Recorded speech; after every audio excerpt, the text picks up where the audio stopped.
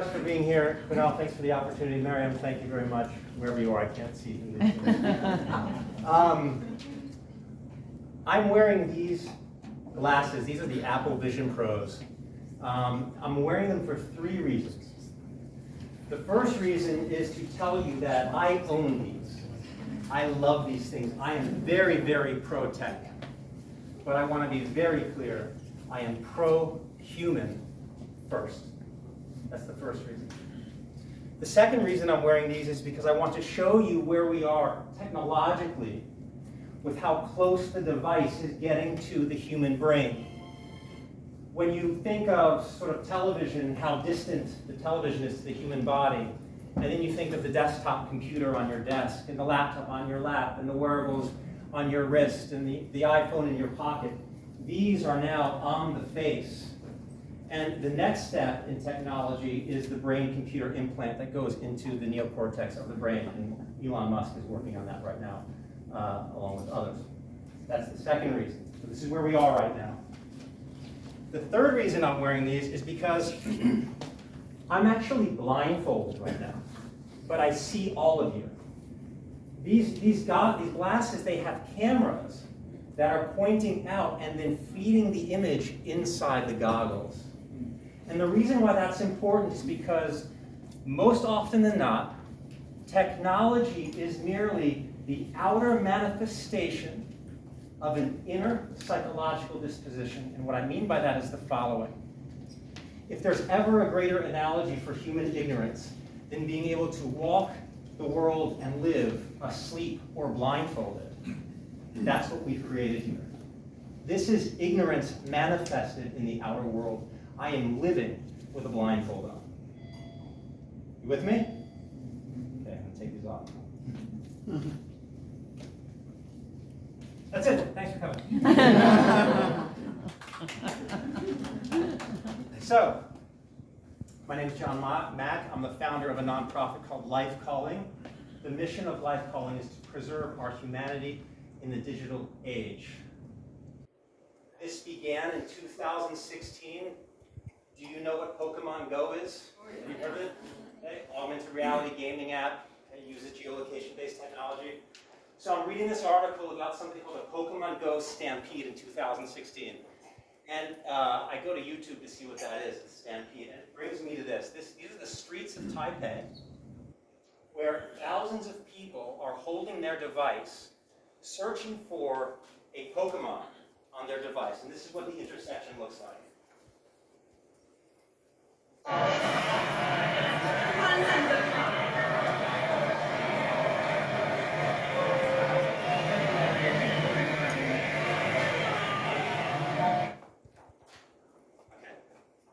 Intelligent life chasing nothing. And so I sat down with this man, you all know Harari, and we had a conversation about this. I just want to show you a clip from it. Back in 2016, I read an article about something called the Pokemon Go Stampede. Familiar with the game Pokemon Go? Yes, very much. I didn't know what that even looked like, so I went to YouTube, and it took me to the streets of Taipei. Mm-hmm. And it's an intersection where traffic had come to a complete standstill as thousands of people were running to chase a Pokemon, a rare Pokemon. It was intelligent life putting their immediate reality on hold to chase a figment of their device's imagination. Mm-hmm. My question to you is,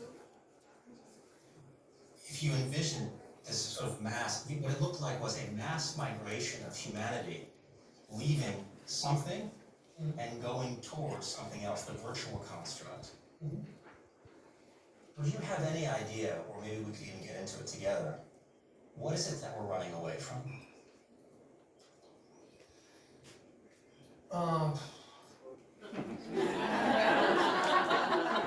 We'll get into it, but you can watch the full thing on YouTube. So, this topic was extremely important to me because really what we're seeing is we're seeing humanity caught in this migration. And what we are is we're a species between worlds right now, between the natural world and the artificial world. And so I'm an artist by trade, so what I wanted to do was make a visual experience out of this sort of narrative. And I brought it to New York. It was called A Species Between Worlds, Our Nature, Our Screens. This is what it looked like. This was in 20,000 square feet of space in Chelsea. A lot of screens, interactive, open to the public. We sat over 400 people there. And we had not only the art experience, but a forum where we scheduled each night for a month in September. We brought in people like Jonathan Haidt, not sure if you're familiar who he is. He's making the rounds right now. He's a writer, psychologist at NYU.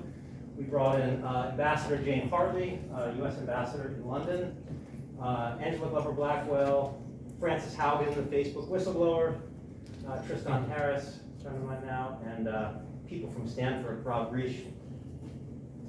And I even got a wonderful sort of billboard in New York. And I thought I had everything, and I did have everything. And the icing on the cake was that my daughter came from Spain for the opening, which was great. And I thought, oh my God, this is incredible. We've really knocked the cover off the ball, but something was missing. Something was missing, and that's what we're going to talk about today. The rise of H+1, the true gift of the digital age. I'm going to take you through a few chapters beyond the talk, where I'm going to deepen our awareness on the real issues, the real landscape of the human-machine equation, in a way you've probably never seen it before. I'm going to talk about the problem, the short-term fix, what I'm seeing right now happening currently to try and fix this problem, which is short-term, it's not long-term. Talk about the cure, this is the real fix. And then we're going to see that when you have the proper awareness of a problem, you can find a solution, and the problem actually becomes an opportunity. So we're going to start here beyond the talk, deepening our awareness. Don't know how many of you caught this. Time Magazine, The End of Humanity, How Real is the Threat? I want to be really clear here. In the same way that climatologists are saying that we're reaching a tipping point, that when crossed, we will never again be able to return to the essence of the natural world. I'm here to tell you the same thing is true with our inner environment. The human is reaching a tipping point that when crossed, we will never again be able to come back to what it means to be human. And I'm going to show you why this is happening. So, the end of our humanity, that's what I'm saying is on the line. So what does that mean to be human? What is our humanity? Really tough to define. And without putting too many words in your mouth, I think we can all agree that we are most human when we are compassionate, when we are loving, when we're empathetic, when we're in community, when we create together, when we can listen to one another. It goes on and on and on. The interesting thing about all those things that I just mentioned, all those characteristics of what it means to be human actually blossom out of the same place. And I want to share with you right now that place where those characteristics of being human blossom.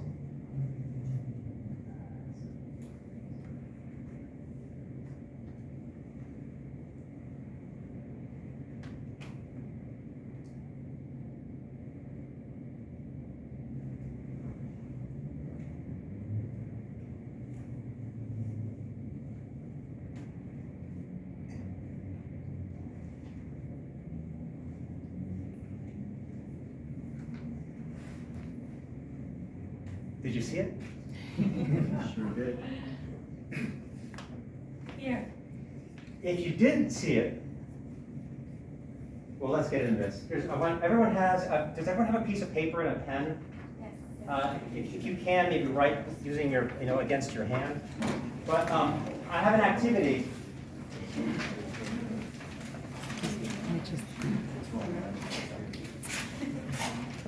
One of the biggest impediments that we've been experiencing for aeons is that we can't see what's in that space. And we're going to talk about why. So if you could, I'm going to give you, 30 seconds. I want you all to draw a rectangle with only 3 lines in it.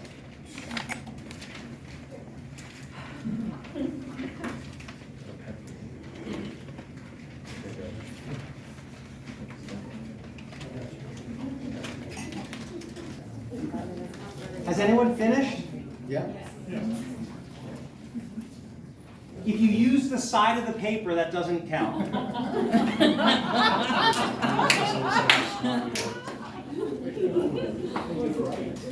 Okay, so here's a rectangle with only 3 lines in it.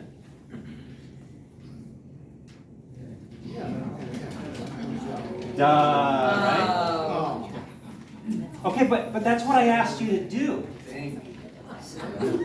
It's so obvious. So how is it that something so obvious was eclipsed and we couldn't figure it out? Because we overanalyze. We overanalyze. The mind has a programming of what a rectangle is. And as long as that programming is running in the background of the mind, you're going to eclipse the obvious. And what I propose is that space of quiet that we sat in. The reason why we so often miss the obvious in it is because we have a program, a thought pattern running in the back of the mind. And this, for this presentation, this is what I call the first limitation of thought, which is this. Even when you're looking and experiencing an essence, no, let me reverse that. If you're confronted with an essence, you will not see it if you're thinking. It's the first limitation of thought. We're going to get to the second limitation soon. Okay, so this essence dimension, this space, I'm going to use this figure as a symbol for this essence dimension. From this dimension is inspiration. I'll read these out because the text is small. Inspiration, creativity, community flourishes from this dimension. Now I'm going to change this to community. This is the nurturing, the active. This is wholeness itself. In come these great things called thought patterns. And when you're caught in a thought pattern, what you do is you actually eclipse the space where all of that comes from. Thought patterns are rational, pragmatic, binary, analytical, systematic, and they are data bound. This bottom dimension here, please don't think hierarchy. These are two. I had to tweak this in order for it to fit on the screen. I can kind of, I'll describe how I did it later, but don't think hierarchy. It's not that one's better than the other. Okay. The bottom dimension is the dimension of rationality. When you are attached to rationality, this top dimension is deemed irrationality. The bottom dimension is mechanical. The top is the natural. The bottom is intellect. The top is intelligence. The bottom is what Carl Jung would call the logos, or the masculine toned. The top is eros, or the feminine toned.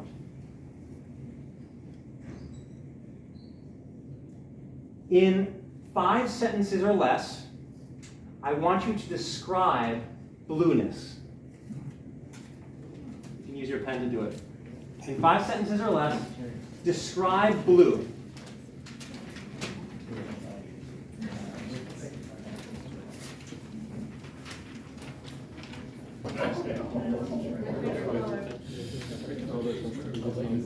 Yeah.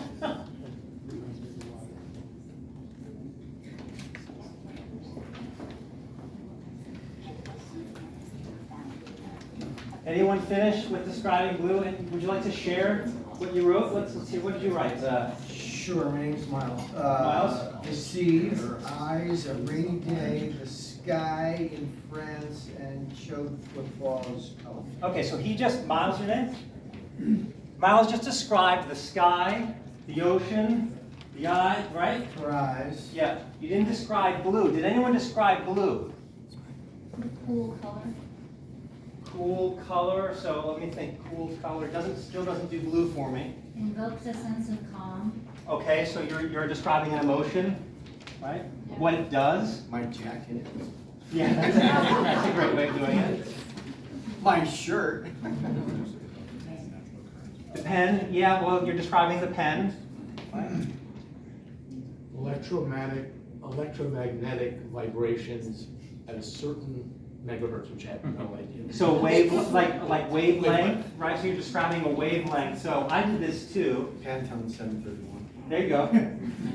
Describing the Pantone. So blue is a color, this is what I did. It gives feelings of clarity and purity to be described to describe be used to describe a mood, depression, but I'm still not describing blue. I haven't landed on blue.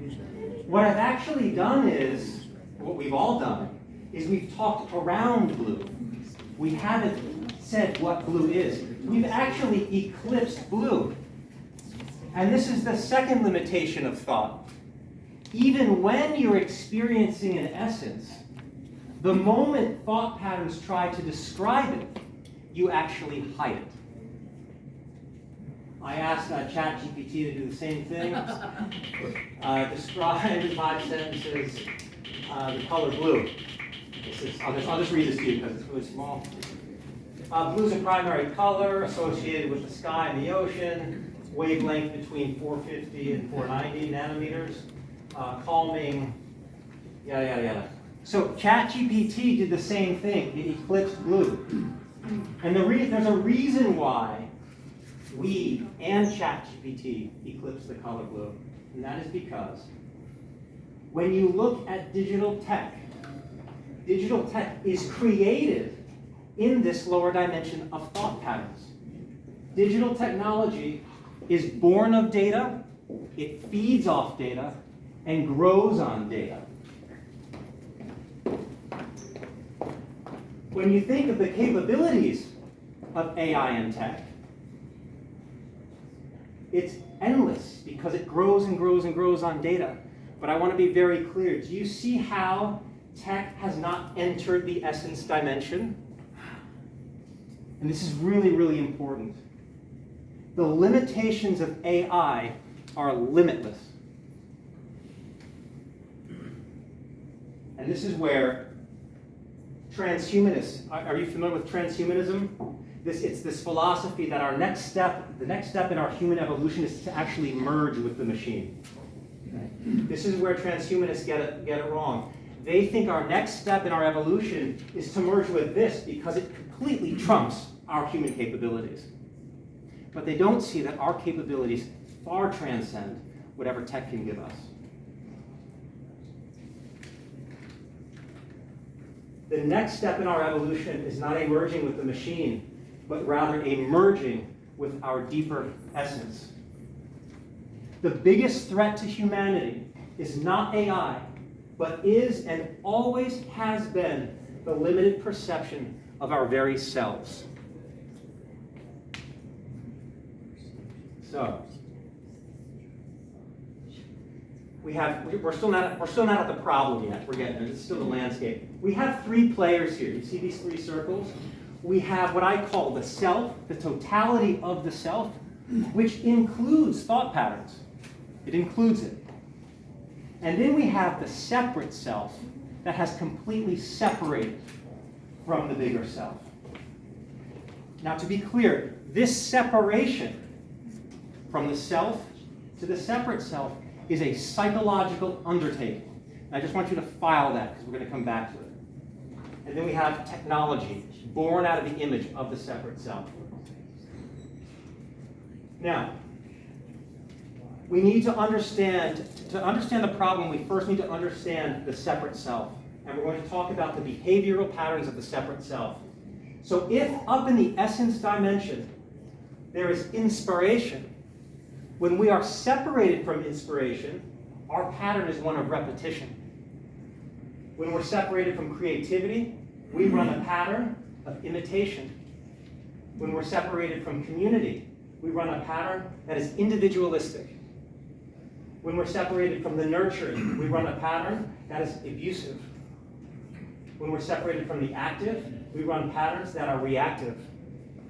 When we separate from wholeness, we run patterns that take sides. Now, if you look at all of these words here on the left side there, repetition, imitation, individualistic, abusive, reactive, taking sides, I guarantee you, anywhere you go on the planet, whether it's international warfare or domestic violence, the separate self is alive and thriving.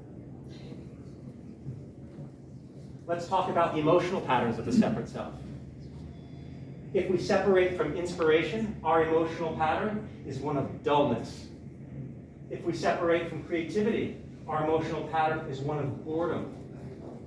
If we separate from community, our emotional pattern is one of loneliness. If we separate from the nurturing, our emotional pattern is one of abandonment, feelings of abandonment. If we separate from the active, we have feelings of passivity. And if we separate from wholeness, we have feelings of emptiness. Okay, that was the landscape of human digital. Now we're going to get into the problem. I call this problem the parasite and the host. And we're going to get black and white here, a little bit more schematic. To understand this parasitic relationship, so the separate self is the host, and technology is the parasite that feeds off the host. I'm not saying that technology is a parasite. I'm saying our relationship to it is parasitic. Remember, I'm very pro-tech, but I'm pro-human first. Okay? To understand how this works, we have to understand the exploitive patterns of technology. If we're running an emotional pattern of dullness, technology comes to the rescue with distraction. If we have a pattern of boredom, technology comes in with novelty. If we have a pattern of loneliness, technology comes in with virtual connection. If we're running a pattern of abandonment, technology steps in with virtual validation. If we're running a pattern of passivity, technology comes in with entertainment. If we're running that pattern of emptiness, technology comes to the rescue with virtual fulfillment. And what does this do? It baits us and brings us over toward the parasite. We are baited. This here is a totally different separation. This is a dislodging from the self. Where the first separation from self was a psychological undertaking, this dislocation is purely a technological undertaking, something we've never seen before. And the risk is that we dislocate from the self so much that we're never able, again, to know what it means to come into the fullness of the self. Let's look at this here. If we have an exploitive pattern here of distraction from the parasite technology, what we see as distraction is actually a replacement, a substitute for inspiration. Novelty is the replacement for creativity. Virtual connection, a replacement for community. Virtual validation, a direct replacement for the nurturing. Entertainment, a replacement for the active. Virtual fulfillment, a replacement from wholeness. What is this doing? Instead of evolving upward into the totality of the self, we get baited one more time and we're dislodged closer to technology. Now, I don't want to pick on Apple computers here. I love Apple. But I do want to say something very interesting here. These are operating systems of Apple Macintosh computers. This is called Catalina, Sierra, El Capitan, Mavericks, Mountain Lion, Snow Leopard. What do all of these have in common? Well, they're all natural. But this down here is the level of the mechanical. What Apple is doing, I would say unconsciously, give them the benefit of the doubt, they are giving the mechanical a false natural appearance. What does that do? That baits us even more. AI, artificial intelligence, does not exist. It is a misnomer. What we're dealing with is artificial intellect. Intelligence can never be artificial. Intelligence is up here. We're giving intellect a false intelligence. That baits us even more. Here are androids. Sophia, a word for wisdom. Siri, the voice of Siri began as a woman. Maria, this is from the movie Metropolis, way back in the 70s. Fritz Lang, exactly. Woman. Grace, here's another female android. Eros, the feminine tone, is on this other dimension. We're giving the masculine tone a false feminine appearance. What does that do? It baits us even more. Now, what I want you to do is keep all this in your head, if you can. I'm gonna make it easy. The top dimension of essence, we have inspiration, creativity, community, nurturing, active wholeness. This is aliveness itself. It is vital energy, and I'm going to put that with the feminine. Okay? Vital color with the feminine. Dullness, boredom, loneliness, abandonment, passivity, emptiness. Think gray, lack of color. Okay? This is attachment to the masculine. And I want to show you a commercial that Apple aired in 1984 at the US Super Bowl. Today we celebrate the first glorious anniversary of the information purification directives, created for the first time in all history a garden of pure ideology, where each worker may bloom, secure from the pests of any contradictory force. Purification, of course, is more powerful a weapon than any fleet or army on earth. We are one people. One hymn, one resolve, one cause. Our enemies shall draw themselves to death, and we will bury them with their own confusion. We shall prevail. On January 24th, Apple Computer will introduce Macintosh, and you'll see why 1984 won't be like 1984. Food for thought there. Okay. The short-term fix. What I'm seeing as a short-term fix is a repellent. It is not a cure. I'm going to show you how this works. We have a ton of money going into regulation, okay? Government regulation. And what you can see here is that those efforts are trying to provide a buffer to protect us from this parasite. We have money going into device education. The buffer gets bigger to protect us from the parasite. Device responsibility, money being spent there. Trying to change the business model. And then we have money going into more humane tech. The thing is that this is not a cure, this is just a repellent. And the problem with a repellent is that a repellent is always reactionary. And with the speed of progress, that repellent is going to show up later and later to the game. And we need a cure. And one thing that I really want to mention, which is very important, is we are confusing this idea of humane tech, more humane tech, with more human tech. And that is a big danger, and I'll show you why here. Teaching AI to make people happy. Teaching AI empathy. Loving AI, it's kind of creepy. And here's the problem with that. Compassion, empathy, and love are of the environments of the human soul, period.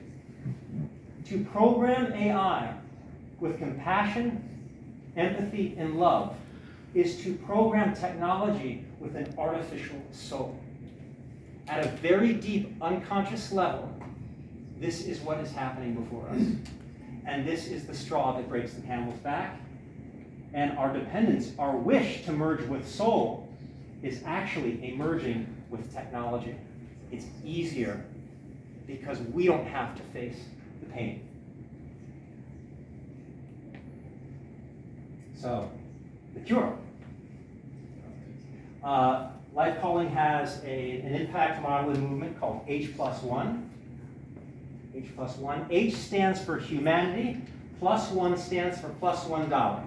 And here's how it works. I was with a friend of mine in California, and he was hearing what I was doing, and he thought we had a lot in common. He said, that's great, because I'm actually going to invest, I think it was like $10 million, into a company that teaches AI compassion and empathy. And I said, oh, that's really, really great. Remember, I'm pro-tech. That's really, really great, but can we take at least half of that and teach humanity, compassion, and empathy? And he said, oh, that's actually a really good idea. The problem is that there are so many people out there with such great intentions and such good hearts. If you lack the proper awareness, that energy, that intention, can actually backfire. Okay? So H+1. What is an H? I'm going to read this to you because it's sort of far away. An H. As a symbol for humanity, an H is a specific organization selected into Life Calling's H+1 portfolio and cohort of transformative leaders that is answering the call of today's connection crisis by nurturing at least one of 4 lines of connection to the human soul. Connection to self through the cultivation of self-awareness, connection to others by nurturing relationships, connection with nature by fostering awe and wonder, connection to imagination by igniting creativity. There are H organizations all over the planet doing this work very, very well, cultivating a deeper humanity. The problem is that they look cute. They're sort of sugar-coated. They look like nice things to give to. And I'm saying, no, this is the cure to the digital pandemic that we have on the horizon. It's a deepening of our humanity. The problem is that these H organizations lack a framework and a model that make them relevant in the digital age. So why this framework? We have these 4 lines of connection. So, when we are connected to others, we take care of community. When we're connected to nature, this side we're connected to nature. When we're connected to imagination, we've got inspiration and we've got creativity covered. When we're connected to self, we are whole. When all of these are flourishing, we are nurturing, we are active, we are intelligent, and what was once deemed irrationality is actually sanity. So when all of these here are flourishing and being cultivated, we actually rise up into the totality of what it means to be human. In this image, we use technology. Technology does not use us. So we're taking the binary coding of the rational mind and we're bringing humanity back into the picture. So what was missing from A Species Between Worlds in New York? Exactly this. All the great people that we brought into that forum, Tristan Harris, Francis Haugen, all of them, they were speaking about the repellent. They weren't speaking about the cure. So the next step for Life Calling is another show, bringing in all these H's into the program. We have a campaign that we're launching called Notes to Humanity, where people are prompted with this question: what does it mean to preserve your humanity in the digital age? And we'll have a bunch of luminaries in here. It will be published. This is what it will look like. And then we're aiming for London. This is the OuterNet space in London, full of screens that got a museum space inside. So we'll be bringing A Species Between Worlds and all these H organizations here to showcase their work.